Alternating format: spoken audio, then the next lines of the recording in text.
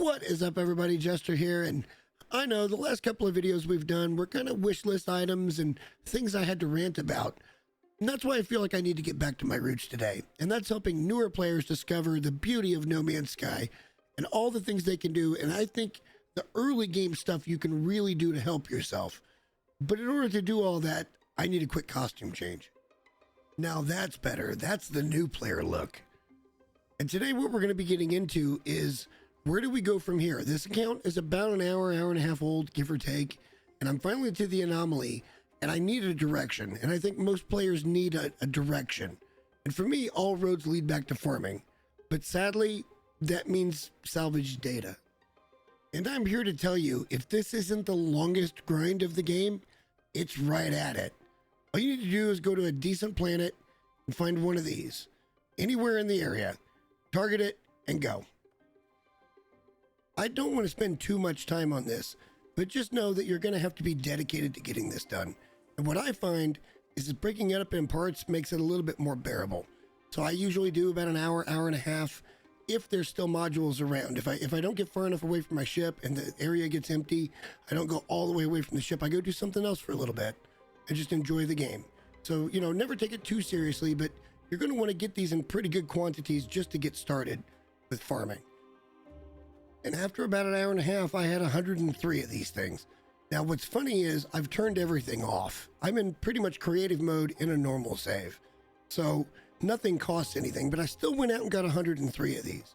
From there, we just got to go over here to the construction terminal. We're going to start looking at blueprints. From here, what I like to do is go into the large prefabs, and I like to get the cylindrical room. You have to get it because you want to get the straight corridor and the door as well. And if you can afford it, go ahead and get the hollow door because I think it just looks better in the builds.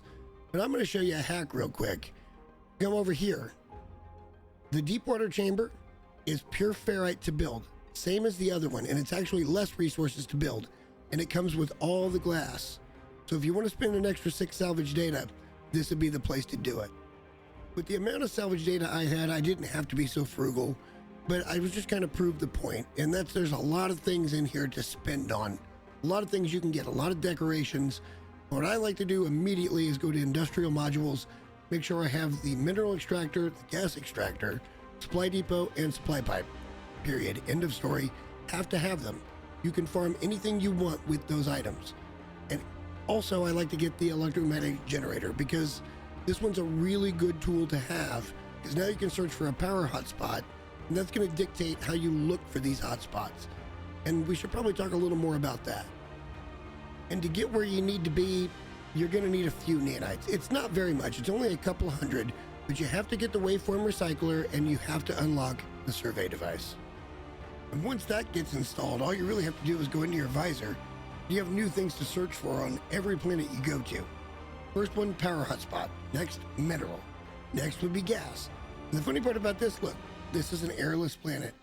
And yet, oxygen. So just know that's a thing. So don't ever give up on these. And the best part about these is you can also get rust. But I guess if we're to get into the details, I should probably go back to my other account and show you my top 10. Number 10 on the list is going to be silver.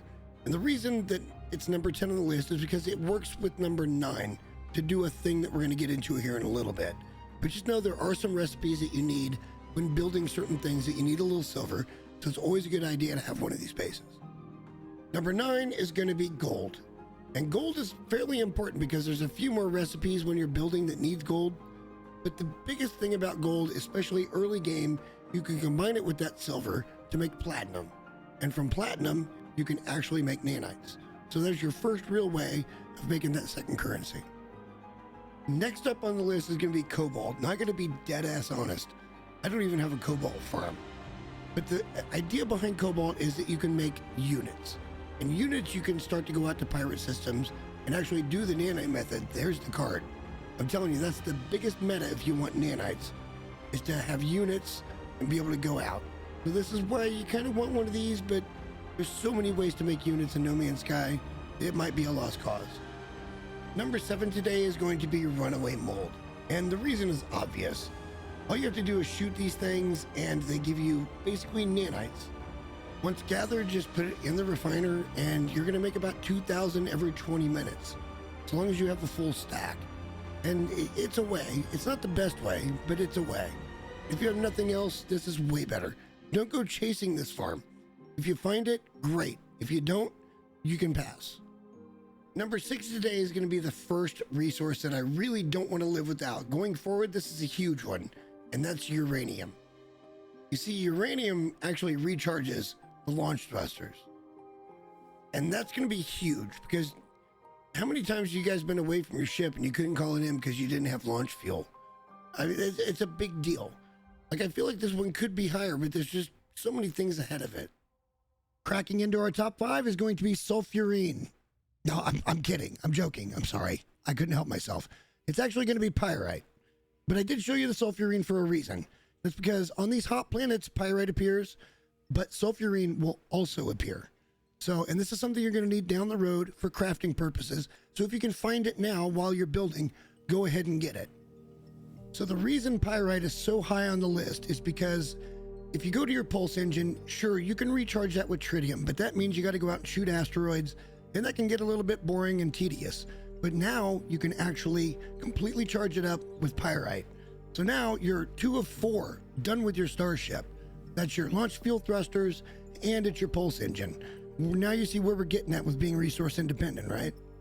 Number 4 today could easily be higher on this list. I just feel like the top 3 are more important, at least in the early stage, but this is important enough to come in at number 4, and that's going to be copper.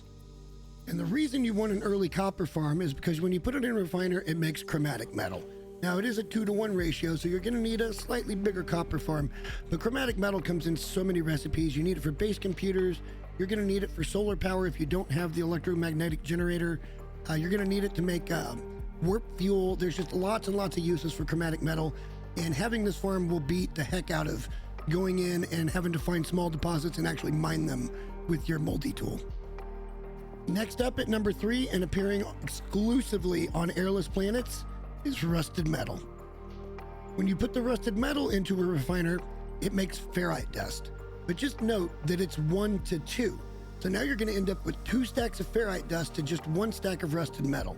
So now you're actually getting a little more bang for your buck. You don't have to go around mining stuff. You don't have to try to buy it in the space stations. You can actually just have all you need. And it's super important because ferrite dust is what you need to make metal plating, and that's going to be what you need for your supply depots, for your miners. You're going to need ferrite dust for your piping. It is super important if you want to get into building these small farm bases. Not to mention, if you put ferrite dust into a refiner, you get pure ferrite. And when you put pure ferrite in a refiner, it makes magnetized ferrite. So now you're getting a whole lot of bang for your buck when it comes to rusted metal. I highly recommend this one, especially early if you want to get into building. Number 2 today is going to be taking care of a couple of things, including one in our ship, and that's going to be sodium. And remember, we're still talking pretty early on in the game here. This is going to be before you have this specialized hazard protection, to where you're going to need things like dioxide and phosphorus to recharge, depending on what kind of planet you're on. In the beginning, you just have your basic hazard protection, and to recharge that, you need sodium. If you have a supply of this, you can pretty much explore these planets without worry. As long as you have it on you, you will be able to survive even in a storm. Now, the other really big use for this, and equally as important in my opinion, is because now if you get into a firefight and you can't quite win it and maybe your shields go down, well, put a stack of this in your ship and sodium will recharge your deflector shield. And not to mention, it's used in tons of recipes as well. So building going forward, you're going to want to have this regardless, but there are a couple of benefits to it, exosuit wise and ship wise, that make it absolutely my number 2 pick. And that leaves us with number 1, and it's multiple uses. Hopefully you guys have guessed it by now. That's right, number 1 on the list is oxygen. I don't care what anybody says, early game, this is the most important farm you can possibly have. Not only does oxygen refill your life support, which is the second thing you're going to need, which is why oxygen and sodium are the top 2 so you can survive planet side, but oxygen does a lot more. Putting oxygen in a refiner gives you carbon. And carbon's pretty important because early game, you're probably not going to have a lot of blueprints for things that you can build, and you don't want to do a whole bunch of salvage data early on. So what you really just would want to do here is, now you can come out here and you can build any of these little wood structures. So now you have the ability with carbon to build whatever you like. And then also note, carbon can be re-refined into condensed carbon. which is also pretty useful because if you want to craft, say, hyperdrive fuel, you're going to need antimatter, which makes chromatic metal, condensed carbon.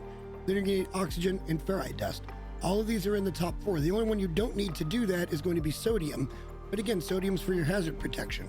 So now you have everything covered, your exosuit and your ship, and it's all free to roam the universe as you see fit. So there you have it, guys. From early to mid-game, the things I think you should be doing if you're really looking for resource independence and a long playthrough stability that you would want if you don't necessarily just want to rush through the Artemis quest line and the Atlas quest line. There's tons and tons of stuff to do in this game that you don't have to be in a hurry to finish those. And I think taking the time to get yourself set up to where you can do all those things for basically free and never have to worry about units or nanites or resources, I think it makes all the difference.